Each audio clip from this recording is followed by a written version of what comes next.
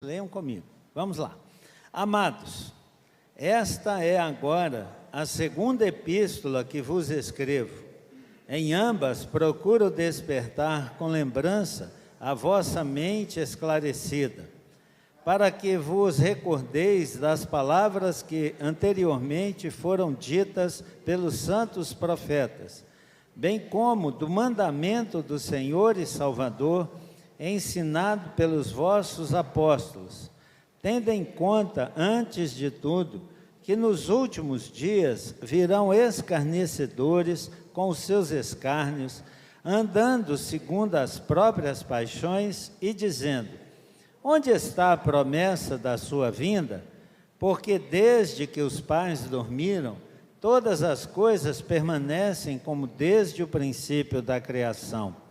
Porque deliberadamente esquecem que de longo tempo houve céus, bem como terra, a qual surgiu da água e através da água pela palavra de Deus, e pela qual veio a perecer o mundo daquele tempo, afogado em água. Ora, os céus que agora existem e a terra, pela mesma palavra, têm sido entesourados para fogo, estando reservados para o dia do juízo e destruição dos homens ímpios. Amém. Nós já oramos então, o presbítero já orou por nós, eu peço que vocês se assentem. Queridos, precisamos só relembrar o que até aqui o apóstolo Pedro colocou para nós nessa segunda carta. No capítulo 1, no início, Pedro ele nos lembra que nós somos salvos absolutamente pela graça de Deus. Nós não temos participação nisso, mas aprove a Deus pela sua graça, pela sua misericórdia, pelo seu amor, nos salvar. E ele assegura então que nós somos salvos. Mas ele disse que nós precisamos juntar algumas coisas a essa salvação. Essa é a nossa responsabilidade. Algumas virtudes que nós precisamos juntar à salvação. Aquilo que diz respeito, então, a nós, a cada crente, precisa ir somando essas coisas.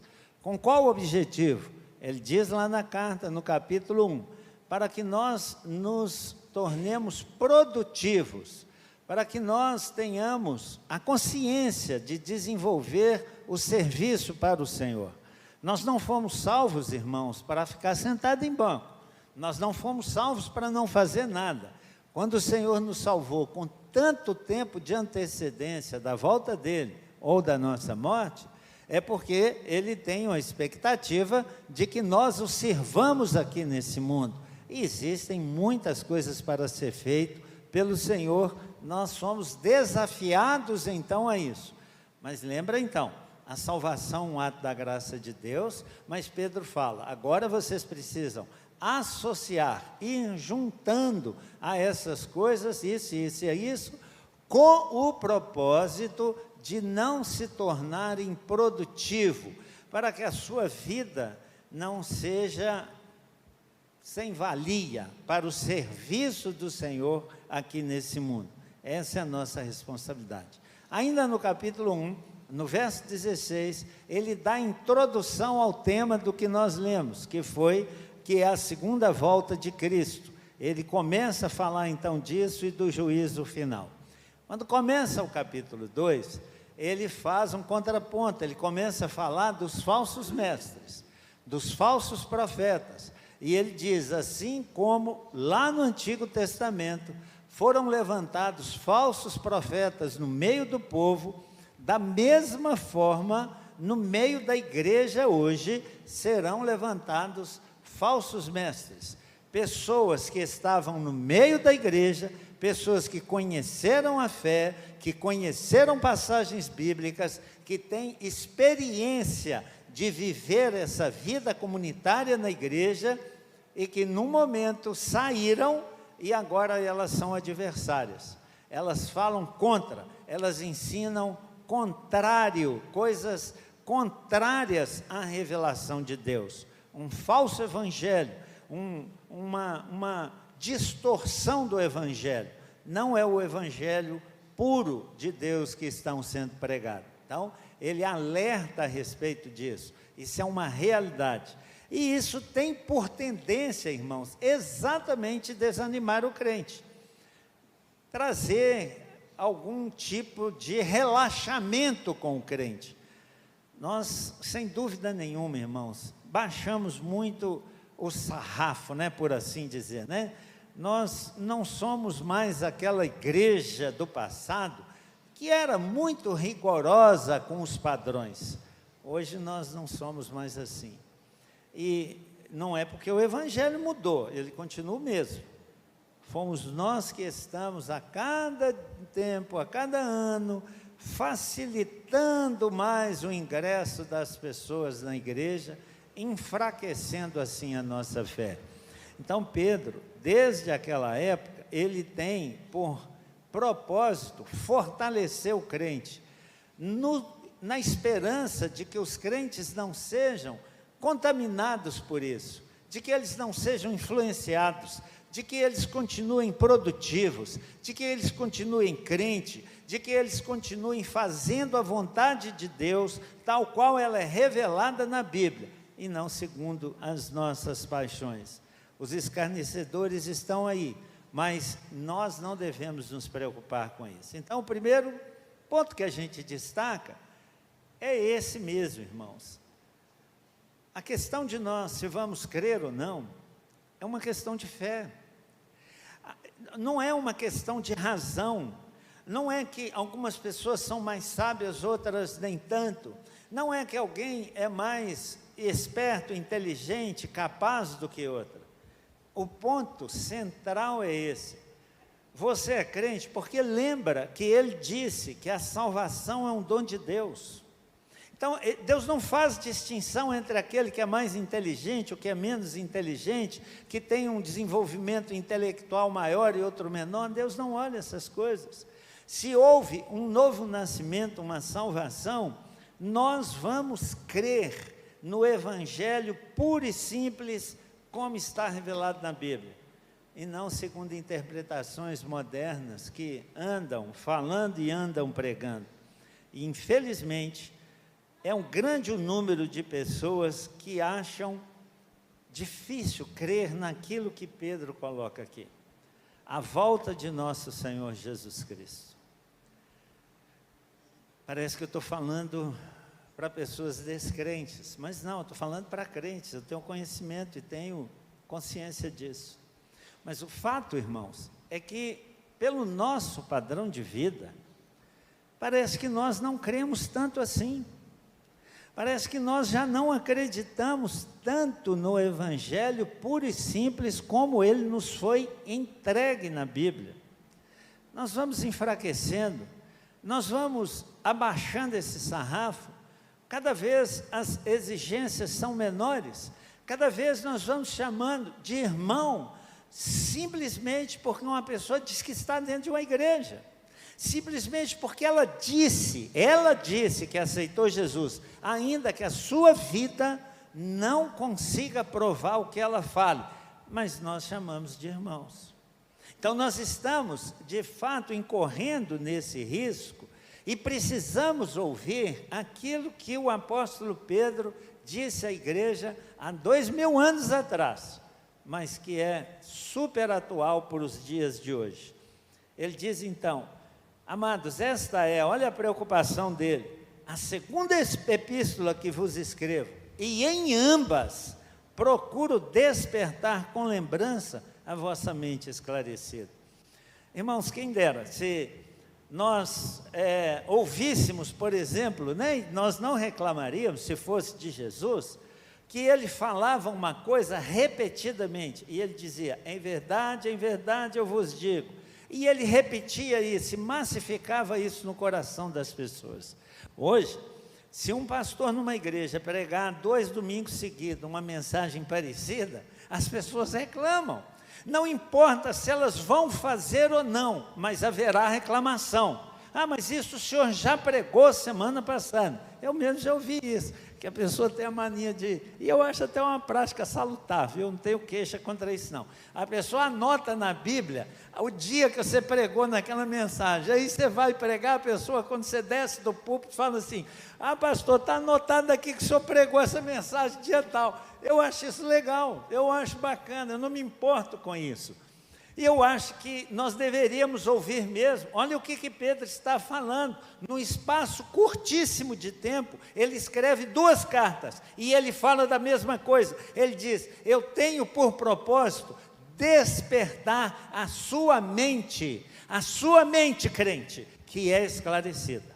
Não a mente de todos. Ele não está preocupado com os escarnecedores, ele não está preocupado com os falsos mestres, com os falsos crentes. Esses vão abundar nesse mundo, cada vez nós os teremos mais, e Pedro não tem uma palavra para eles, a não ser aquilo que ele disse no capítulo anterior. Deus sabe livrar o justo, mas Ele reserva o injusto para o dia do juízo. Ele guarda, Ele mantém aprisionado essa pessoa para o dia do juízo. Então, para essas pessoas, Ele não tem palavra nenhuma a dizer, mas Ele tem para nós, irmãos. Ele tenta avivar a nossa mente, despertar a nossa mente, encorajar o crente, fortalecer o crente, que está vivendo num mundo onde ele enfrenta adversidade, enfrenta lutas, enfrenta os problemas naturais da vida, e ainda por cima, os falsos mestres. As pessoas hoje que pregam o evangelho, que vai muito longe do que aquilo que Deus nos entregou como santa palavra que está aqui registrado na Bíblia. Então ele quer se certificar que os crentes, eles vão ter lembrança disso, ele está procurando isso, trazer lembrança ao nosso coração. Que lembranças são essas do que esse Pedro, esse homem de Deus está falando? Ele diz assim, verso 2, para que vos recordeis. Olha bem, ele presume que nós já sabemos, irmãos, tomara que seja a realidade mesmo, que nós já saibamos disso tudo, e que precisemos apenas de uma leve lembrança para nos despertar. Recordeis das palavras que anteriormente foram ditas pelos santos profetas, bem como do mandamento do Senhor e Salvador, ensinado pelos vossos apóstolos. Olha como é que ele faz distinção. Existem os falsos mestres, pregam um falso evangelho, pregam mentiras, falam aquilo que agrada os seus corações, falam aquilo que ele sabe que vai cativar o ouvido dos ouvintes, daquelas pessoas a quem eles estão falando. Tem essas pessoas, mas ele diz assim, o que eu quero falar para vocês, crentes, filhos de Deus, pessoas que foram salvas pela graça de Deus, são palavras, apenas para recordar a vocês, as palavras que foram proclamadas pelos santos profetas. Você conhece o significado da palavra santa, querido? Homens que foram separados, homens que foram santificados, que foram purificados, homens que foram inspirados por Deus, não que seguem as suas próprias paixões, mas que pagaram um preço altíssimo, alguns com a vida, como foram os profetas do Antigo Testamento e os apóstolos no Novo Testamento. Eles pagaram com a vida o preço de pregar a fiel palavra de Deus, de fazer chegar até nós a palavra tal como Deus deu no Antigo Testamento e Jesus ensinou no Novo Testamento. Esses homens ele chama de santos, pessoas que foram separadas por Deus. E ele diz, é a segunda vez, por exemplo, no capítulo 2, verso 1, dessa carta aqui, capítulo 1 dessa carta, verso 19, temos assim, tanto mais confirmada a palavra profética, ele disse já para nós, e fazeis bem em entendê-la. Então a palavra profética, a palavra que foi entregue aos profetas, na primeira carta ele diz que é a segunda vez, então na primeira carta ele escreveu assim, olha, a respeito dessa salvação, que os profetas indagaram e inquiriram, os quais profetizaram acerca da graça a vós outros destinada, investigando atentamente qual ocasião ou quais as circunstâncias oportunas indicadas pelo Espírito de Cristo que neles estava, ao dar de antemão testemunho sobre os sofrimentos referentes a Cristo e sobre as glórias que os seguiriam. A eles foi revelado, não para si mesmo, mas para vós outros, ministravam as coisas que agora vos foram anunciadas por aqueles que pelo Espírito Santo enviado do céu vos pregaram o Evangelho, coisas das quais os anjos anelam proscrutar. Então é isso que o apóstolo Pedro está trazendo a nós, irmãos, pela segunda vez. Ele está insistindo com os crentes: vocês precisam dar ouvido à Bíblia, vocês precisam entender a Bíblia, vocês precisam deixar os seus próprios interesses, vocês precisam abandonar essas paixões mundanas, essas paixões que são de vocês, esses desejos que são de vocês. A Bíblia vai sim contrariar a todos nós, não tem ninguém santo nesse mundo, todos nós somos pecadores, e todos nós que lermos a Bíblia, seremos confrontados por ela, e seremos desafiados por ela, a fazer a vontade dela ou não. E é isso que vai definir se nós somos aqueles que ele falou lá no começo, que foram salvos pela graça. Porque ele fala que ele está escrevendo para pessoas que têm suas mentes já renovadas, mentes já livres das cadeias do pecado. Tomara que nós estejamos aqui com esse mesmo intuito, ouvindo atentamente, não só isso, mas como ele diz, os mandamentos do Senhor, o Evangelho de nosso Senhor Jesus Cristo, que chama o homem ao arrependimento, que chama o homem a uma mudança de vida, que desafia a cada um de nós a viver santa e retamente a palavra do Senhor. Então Pedro, ele fala como representante desse grupo de apóstolos, ele fala como um homem também que foi pelo Senhor separado para esse propósito. Então nós deveríamos sim dar muito ouvido. Então, verso 3, ele diz: tendo em conta, antes de tudo, não quer dizer uma ordem, ele não está falando ordem, ele está chamando a atenção para o que ele vai dizer, que nos últimos dias virão escarnecedores com seus escárnios, segundo as suas próprias paixões.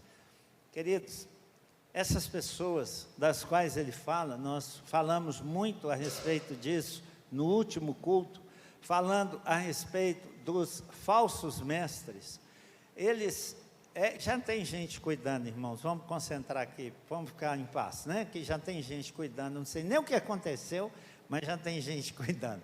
Então, ele fala de pessoas que foram da igreja, pessoas que estavam dentro da igreja, e que por alguma razão saíram, seja por uma frustração, desânimo, não importa a razão, mas se tornaram agora adversários. Elas vivem segundo as suas próprias paixões, elas ouviram o Evangelho, elas conheceram a palavra de Deus, e elas decidiram desprezar isso. Seria como se um de nós lesse a Bíblia e dissesse assim: ah, mas isso não é possível, né? Lesse assim que Jonas foi engolido por um peixe grande, e você dissesse assim: ah, que é isso? Isso é conto de carochinha, isso não dá para acreditar num negócio desse. Que Jesus alimentou 5.000 homens, fora mulheres e crianças, com 5 pães e 2 peixes. Você diz: pá, tá, isso é uma ficção, isso não é possível acontecer. Pessoas que passaram a escarnecer, é como se você ouvisse, lesse e aprendesse num determinado momento, que Jesus veio aqui a esse mundo, que Ele morreu, que Ele foi enterrado e que Ele ressuscitou para que você pudesse ser salvo, e você dissesse: ah, que isso, ressuscitar? Onde é que já se viu algo assim? Isso é uma ficção, Ele nunca morreu, e você passasse a duvidar disso, e passasse a duvidar, irmão, o que é pior, de que existe um céu, e de que a Bíblia diz que só vai para esse céu quem vive segundo esses preceitos, que não é nada de aceitar a Jesus. Jesus não está precisando de nossa aceitação, de que nós temos que viver segundo os ensinos das Sagradas Escrituras, para que nós então tenhamos convicção e certeza na nossa salvação, e você passasse a duvidar de tudo isso, e você começa a viver segundo as suas próprias paixões. Não é paixão no sentido de coisas erradas, de coisas que você está apaixonado, é segundo o seu próprio entendimento, segundo aquilo que você pensa. Esses últimos dias, irmãos, quando a Bíblia fala disso, você talvez já saiba, ela compreende todo o período da primeira vinda de Jesus, sua morte, ressurreição, assunção aos céus e a volta dele. Todo esse período são os últimos dias, porque depois disso não acontecerá mais nada. Aqueles que foram salvos, e quem não foi salvo não será mais salvo. Não existe segunda chamada, não existe segundo arrebatamento, não existe segunda vinda a esse mundo, não existe absolutamente nada disso. Então, por isso a Bíblia diz: esses são os últimos dias, e eles encerram com a volta de nosso Senhor Jesus Cristo, ou então com a nossa morte. Para alguns que têm morrido antes da volta dele, como eu pelo menos acredito que acontecerá comigo, para mim encerraram-se os dias, para mim não tem mais oportunidade, para mim não haverá mais chance nenhuma. Se fui salvo, fui, se não foi, ninguém mais será, querido. Quem não será, quem não foi salvo, não o será depois. Então, é como se você ouvisse que há um julgamento, que você vai ser julgado nesse último dia, e você acreditasse nisso, mas no momento você resolveu desistir de crer nisso. As suas paixões, o seu modo de vida, o seu desejo de fazer isso e aquilo, fosse maior do que a sua crença, e vencesse você, e aquilo que você até então resistia, que você deixasse de fazer, você começasse a pensar assim: ah, mas para que tudo isso? Que exagero é esse? Eu não quero fazer isso, eu não acredito nisso. Isso é que é viver segundo as suas próprias paixões. O que Pedro está dizendo, irmãos, é uma reprodução quase que ipsis literis, e quase que fiel, do que Jesus pregou, que nós lemos ainda há pouco, no capítulo 24, no seu sermão apocalíptico. No Monte das Oliveiras achava Jesus assentado, quando se aproximaram deles os seus discípulos em particular, e lhe pediram: dize-nos quando sucederão essas coisas, e que sinal haverá da tua vinda e da consumação do século? E ele lhes respondeu. Primeira coisa, irmãos, primeira resposta de Jesus, eles não pediram isso, mas Jesus, preocupado com os seus filhos, ele diz assim: vede que ninguém vos engane, porque nós somos suscetíveis a isso, irmãos. Nós somos um coração aberto para essas coisas, para a ilusão e para o engano. Nós somos enganados em quase tudo na nossa vida, nos passam para trás, nos iludem, falam mentira conosco, que nós aceitamos e concordamos. Jesus está falando aqui, primeira coisa, querido, vede que ninguém vos engane. Qual é a única maneira que você tem para saber que você não vai ser enganado? Como é que você pode ter certeza absoluta que você não foi enganado ou não será enganado? Só existe uma maneira, amado: se você conhecer a verdade. Se você não conhecer a verdade, você será enganado. Por isso Pedro fala assim, primeira coisa, eu estou despertando a sua mente esclarecida, a sua mente renovada. A fé vai te dar convicção, mas você guarda isso na sua razão, para você não ser enganado. Então Jesus fala a mesma coisa, ele diz, vede que ninguém vos engane. Segundo lugar, virão muitos em meu nome dizendo, eu sou Cristo, e enganarão a muitos.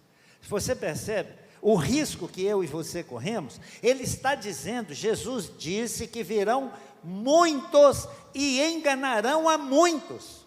Isso já foi profetizado por Jesus. Muitos vão ser mesmo enganados. Mas por que serão enganados? Se ele está anunciando aqui tudo o que precisa para ser enganado? Porque não dá ouvido à verdade. Porque não se importa em saber, porque acha que basta eu aceitar Jesus como meu Salvador e Senhor, e a minha situação está resolvida.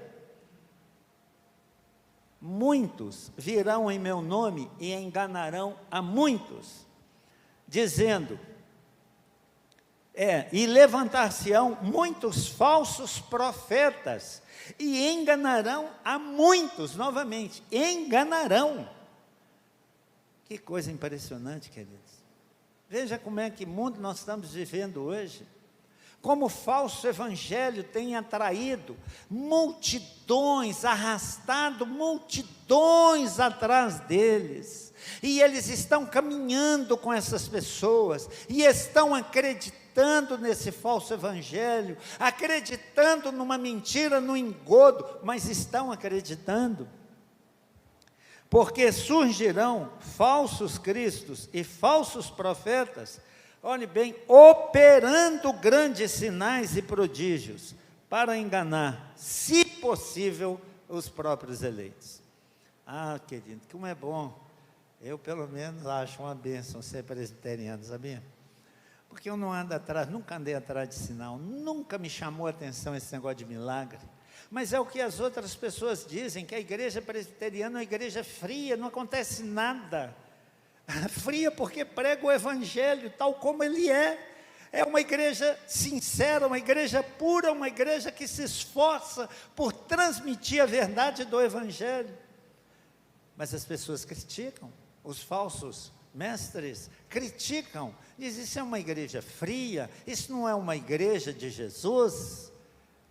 E Jesus aqui já alertou, falando, olha, tenha cuidado, porque esses falsos mestres, eu mesmo, Jesus, o Rei de Nazaré, o Senhor de toda a glória, concederei a eles poderes para enganar as pessoas. Eles vão fazer sinais para enganar a muitos, para arrastar muitos atrás deles. Mas que conforto ouvir da boca do Senhor, para enganar até os eleitos, se fosse possível. Mas o eleito não vai ser enganado, querido. Aqueles que Pedro falou no começo da carta, que foram salvos pela graça de Deus, aqueles que foram salvos pela uma ação soberana do Senhor, esses não serão enganados. Eles tentarão enganar, se possível, até os próprios eleitos. Pedro então continua dizendo assim, que qual é o comentário deles? Preste atenção, que coisa importante isso, como o homem sempre foi o mesmo. Eles perguntam assim, onde? Prestou atenção? Eles não perguntam assim, quando? Não perguntam como vai ser, não perguntam, eles perguntam assim, onde está a promessa da sua vida? Onde é que está escrito isso? Aonde existe esse registro? Porque desde que os pais dormiram, todas as coisas permanecem como desde o princípio da criação. Veja que palavra mentirosa e ilusória. Irmãos, o mundo que hoje nós vemos, não é um mundo que foi criado por Deus. Esse mundo, ele foi deformado e continua sendo deformado pelo pecado. Esse mundo que nós vivemos, ele já sofreu a ação de um dilúvio, que foi universal. E esses falsos mestres, eles estão arrogantemente dizendo: aonde é que está isso? Porque desde que os nossos pais dormiram, nunca mudou nada, esse mundo continua sendo o mesmo. Jesus Cristo veio a esse mundo, Jesus Cristo fez milagres portentosos nesse mundo, Jesus Cristo morreu na cruz na presença de milhares de testemunhas, Ele foi ressuscitado, e a Bíblia diz que mais de 500 pessoas, de uma só vez, viram Jesus ressuscitado. Mas essas pessoas dizem: o mundo continua mesmo, não tem diferença nenhuma, não aconteceu nada de extraordinário, o que terá acontecido de novo? Onde é que está escrito isso?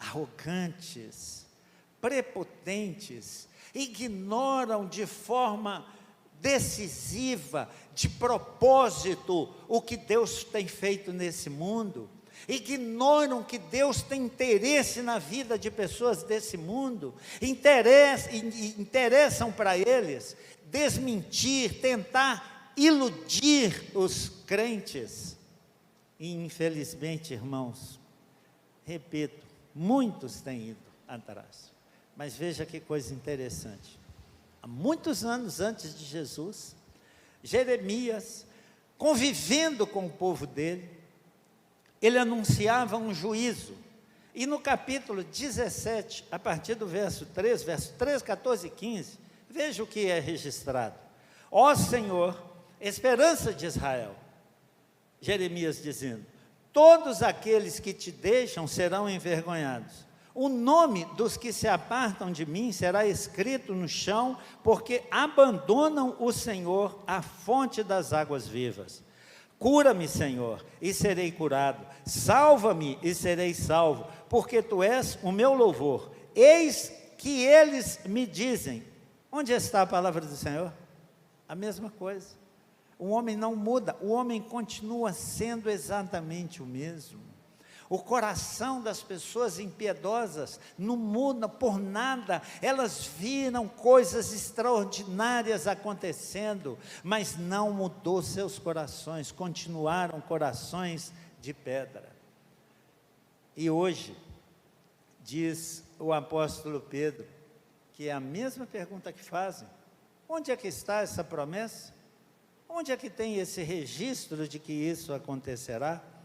Por isso, os crentes do primeiro século, eles interrogavam, e estão aí as cartas para provar isso, mas com sinceridade, eles queriam saber detalhes dessa vinda, dessa segunda vinda do Senhor. Mas essas pessoas concluem que o Evangelho é coisa irrelevante, elas seguem os seus próprios caminhos. Pedro, então, lembra a essas pessoas que elas estão fazendo isso propositalmente, porque elas viram coisas extraordinárias acontecendo nesse mundo, e elas não se dão conta disso. Por que Pedro está escrevendo isso? Eu falei no começo, eu vou repetir, irmãos.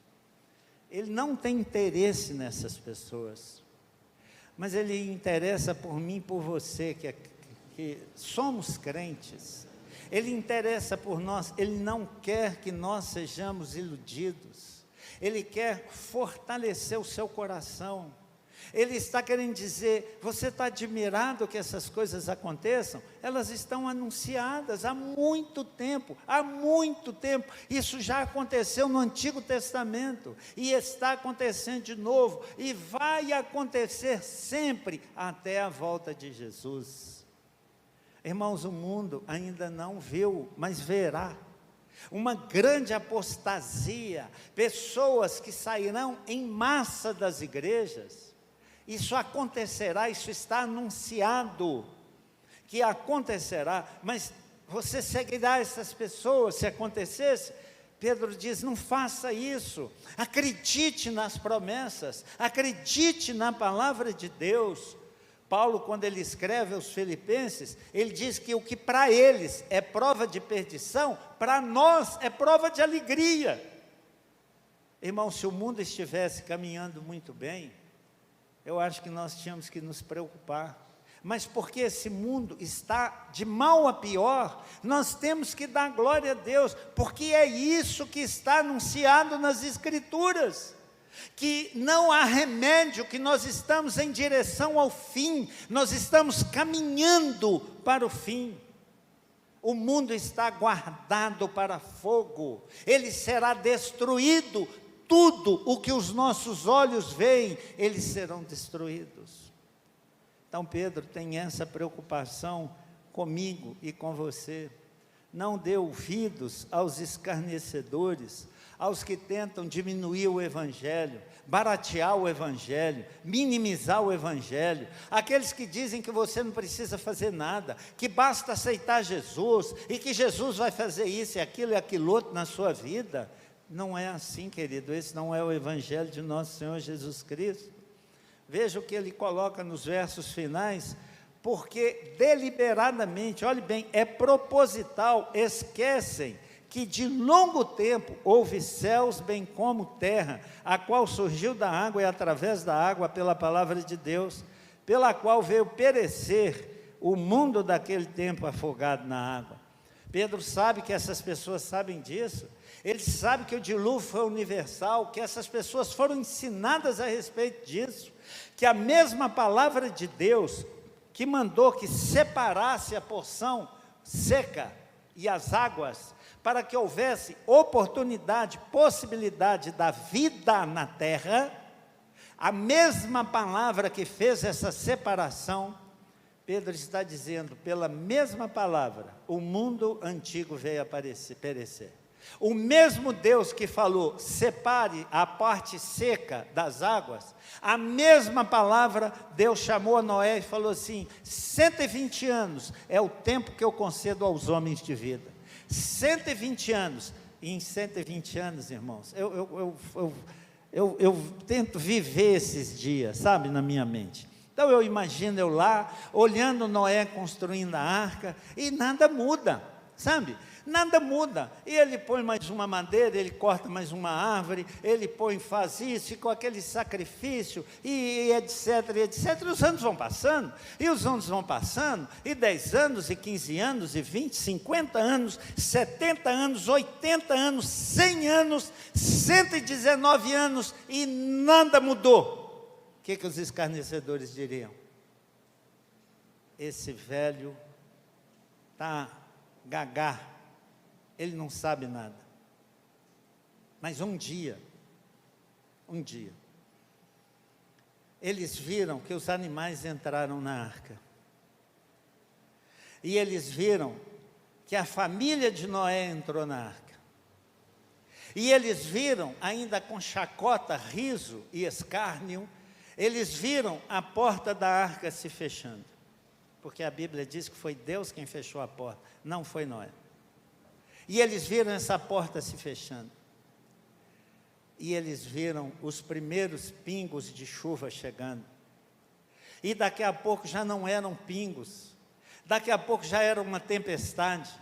E daqui a pouco romperam-se as represas, aquilo que reprimia as águas. E águas vieram do solo e chuva do céu. Eles creram, mas já era tarde. Pedro está falando, deliberadamente. Eles conhecem isso, eles sabem dessas coisas, mas eles ignoram isso propositalmente. E dizem, onde está a sua volta? Onde está isso? Irmãos, você que é crente, querido, saiba que essa palavra é escrita para você. Que Pedro não está preocupado, repito, com essas pessoas. Não está. O eleito de Deus jamais se perderá.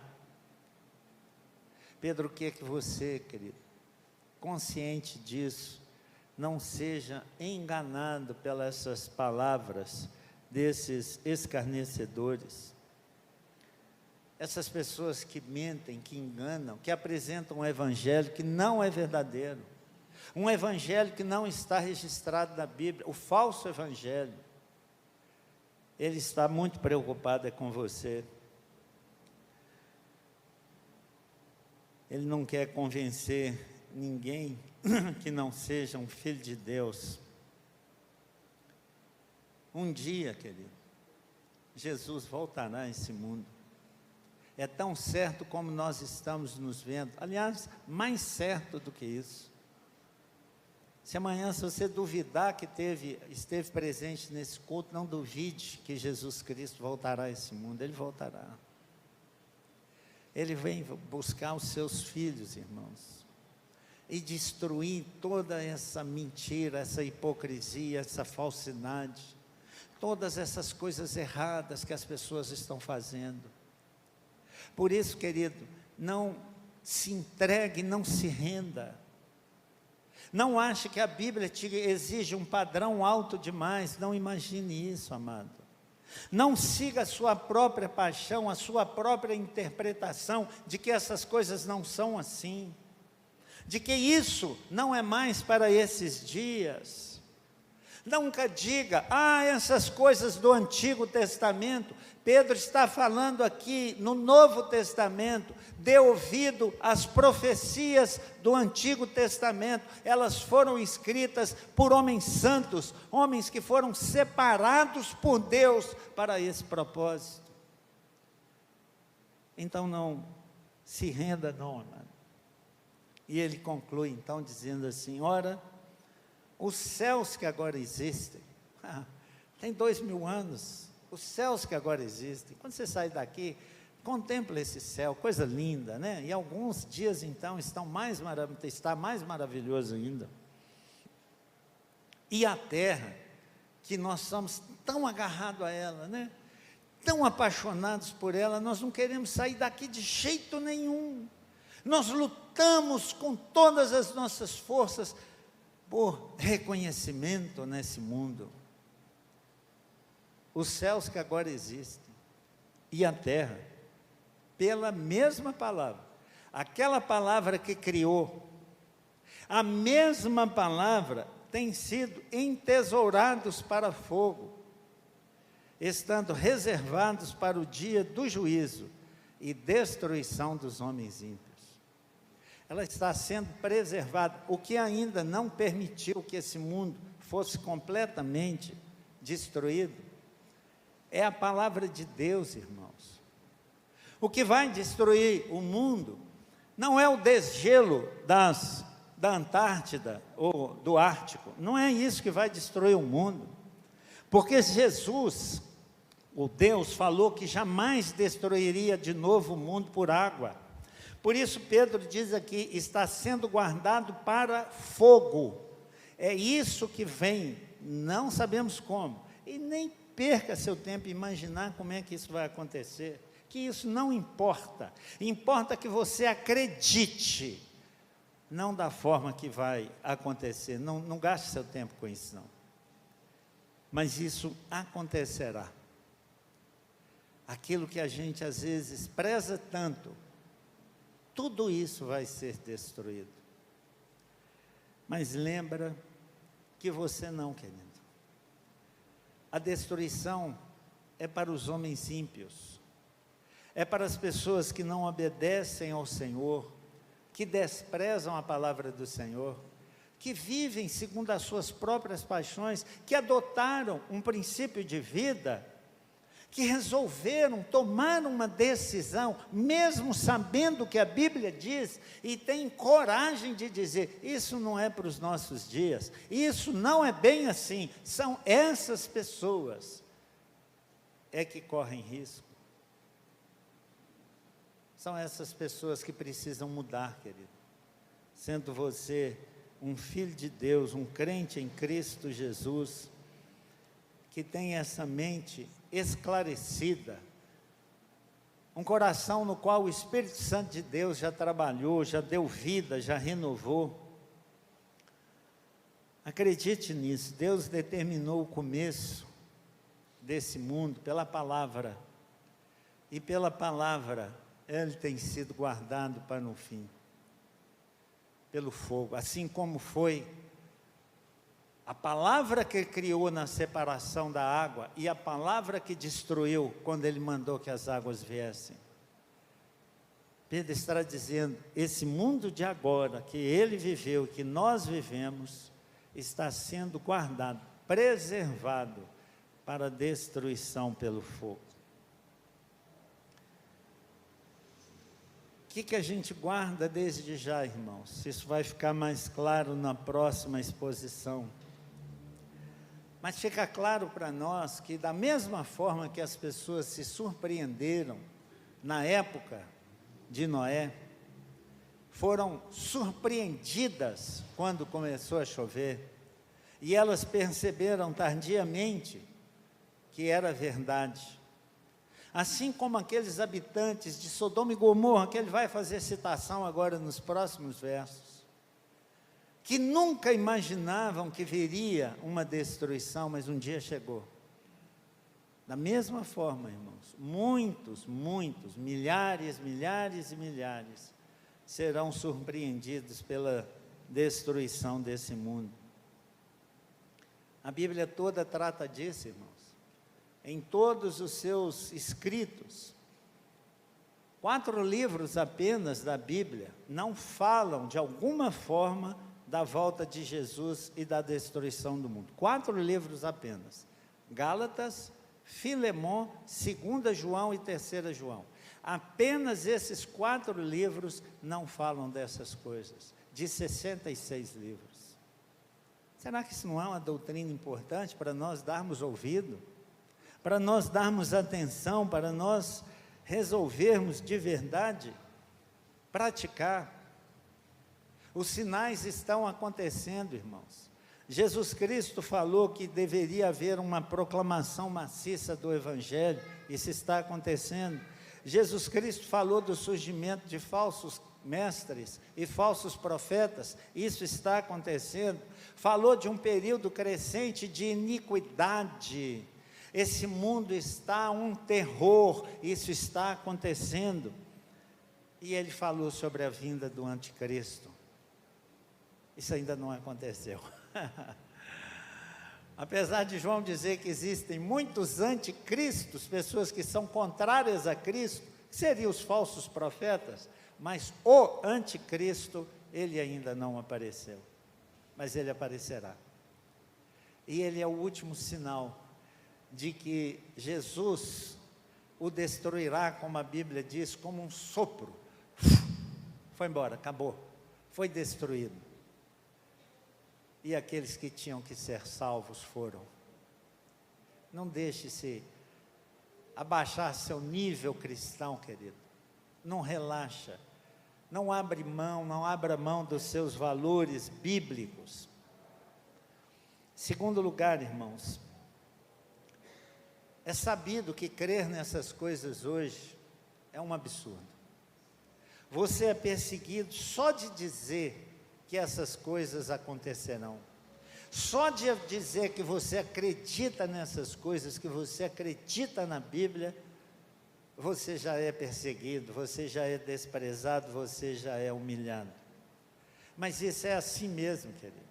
Entenda que quando Jesus disse, quando Pedro disse que surgirão os falsos mestres e falsos profetas, é uma separação, é uma purificação que acontecerá cada vez mais acentuada dentro da igreja, culminando com a grande apostasia, aonde maciçamente as pessoas deixarão o Evangelho.